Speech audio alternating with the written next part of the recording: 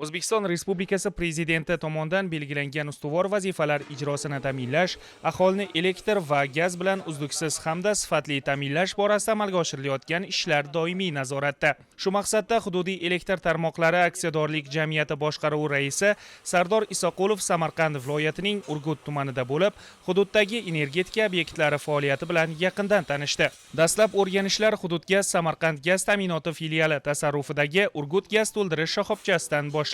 Bu yerda suyultirilgan gaz ballonlarini belgilangan me'yorlar asosida to'ldirish, ularning xavfsizligini ta'minlash, sifat nazoratini kuchaytirish hamda aholini maishiy gaz ballonlari bilan o'z vaqtida ta'minlash bo'yicha olib borilayotgan ishlar ko'zdan kechirildi. Mas'ullarga xizmat ko'rsatish sifatini yanada oshirish, gaz ballonlarini yetkazib berish tizimini takomillashtirish va mavjud infratuzilmani modernizatsiya qilish yuzasidan tegishli topshiriqlar berildi. Shundan so'ng Mergancha mahallasidagi Yangi O'zbekiston massivida gaz ta'minotini yaxshilash maqsadida amalga oshirilayotgan qurilish va montaj ishlari o'rganildi. Hudud aholisining energiya resurslariga bo'lgan ehtiyojini to'liq qondirish, yangi tarmoqlarni ishga tushirish hamda mavjud gaz infratuzilmasini yanada rivojlantirish bo'yicha bajarilayotgan ishlarning borishi yuzasidan mas'ullar bilan muhokamalar o'tkazildi. Shuningdek, hududiy elektr tarmoqlari aksiyadorlik jamiyati raisi So'g'diyona podstansiyasida ham bo'lib, elektr uzatish uskunalarining texnik holati, ularning kuz-qish mavsumiga tayyorgarligi va ishonchli ishlashi atroflicha ko'rib chiqildi.